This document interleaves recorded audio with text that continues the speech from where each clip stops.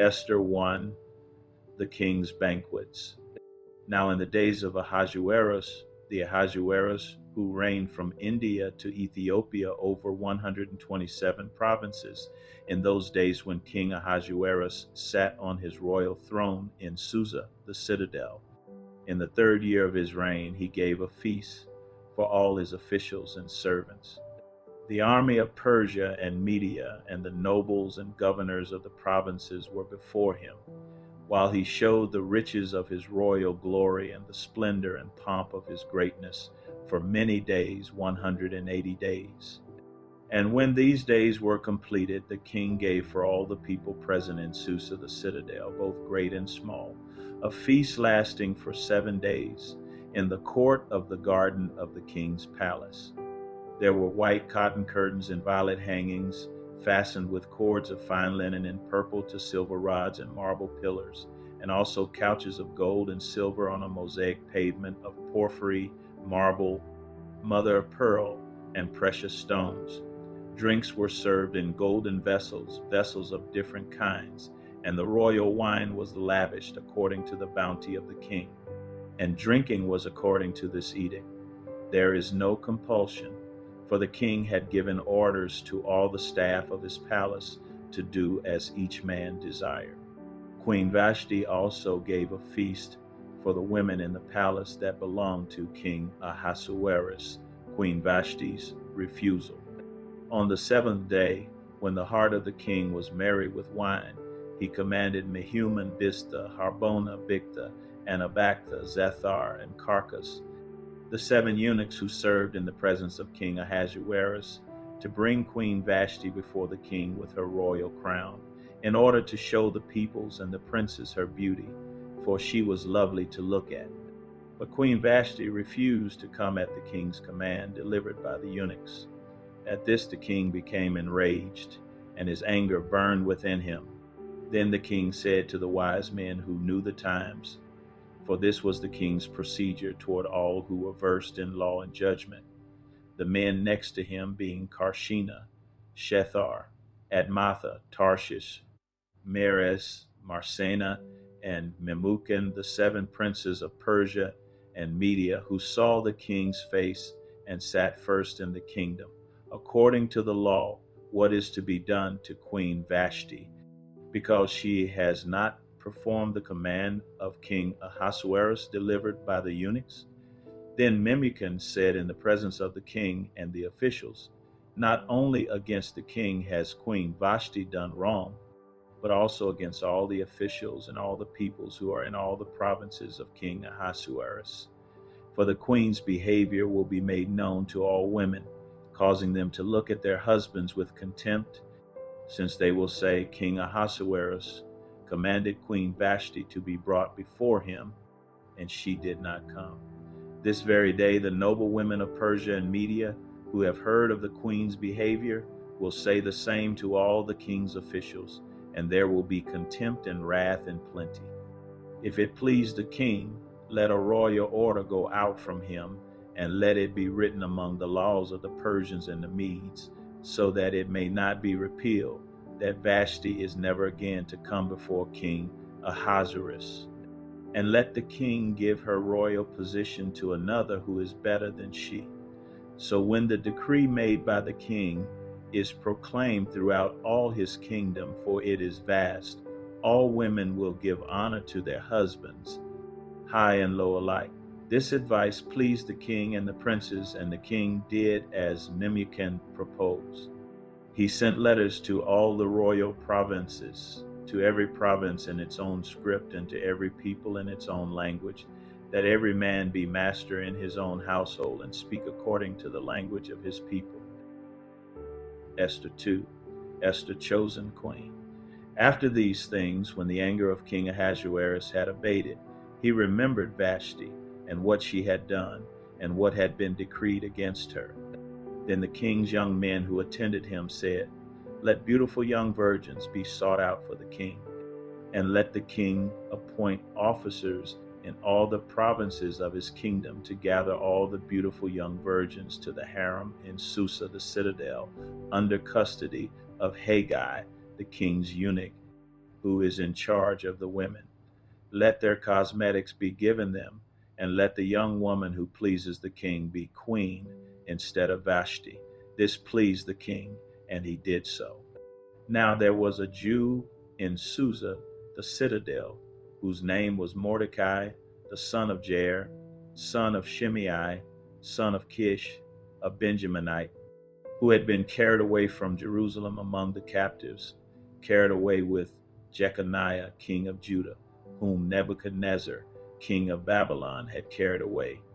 He was bringing up Hadassah, that is, Esther, the daughter of his uncle, for she had neither father nor mother. The young woman had a beautiful figure and was lovely to look at, and when her father and her mother died, Mordecai took her as his own daughter. So when the king's order and his edict were proclaimed, and when many young women were gathered in Susa, the citadel, in custody of Haggai, Esther also was taken into the king's palace and put in custody of Haggai, who had charge of the women. And the young woman pleased him and won his favor. And he quickly provided her with her cosmetics and her portion of food, and with 7 chosen young women from the king's palace, and advanced her and her young women to the best place in the harem. Esther had not made known her people or kindred, for Mordecai had commanded her not to make it known. And every day Mordecai walked in front of the court of the harem to learn how Esther was and what was happening to her. Now when the turn came for each young woman to go in to King Ahasuerus, after being 12 months under the regulations for the women, since this was the regular period of their beautifying, 6 months with oil of myrrh and 6 months with spices and ointments for women, when the young woman went in to the king in this way, she was given whatever she desired to take with her from the harem to the king's palace. In the evening she would go in, and in the morning she would return to the second harem in custody of Shashgaz, the king's eunuch, who was in charge of the concubines.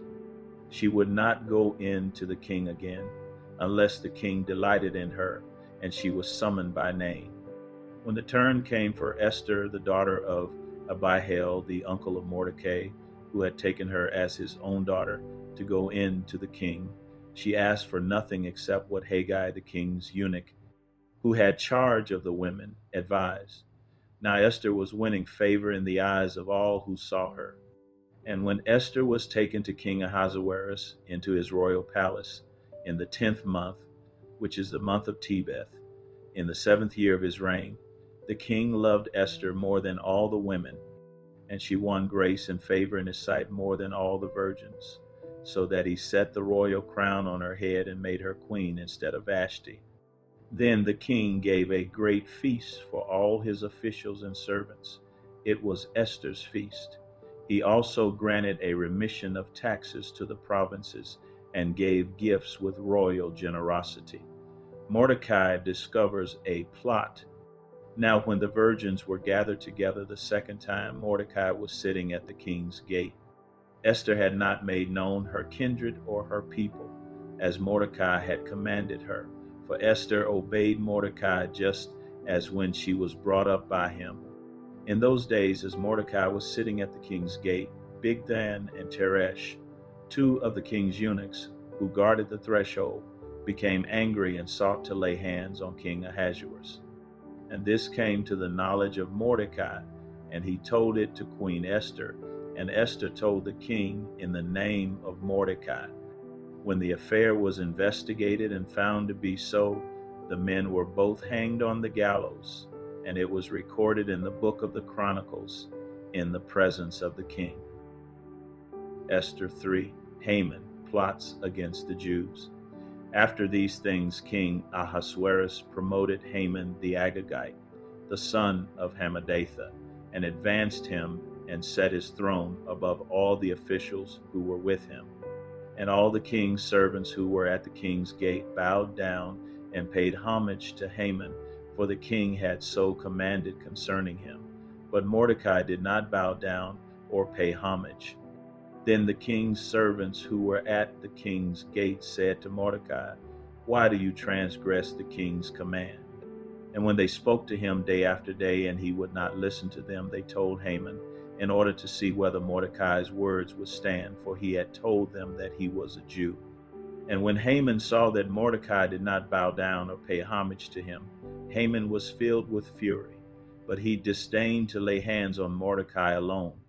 So, as they had made known to him the people of Mordecai, Haman sought to destroy all the Jews, the people of Mordecai, throughout the whole kingdom of Ahasuerus.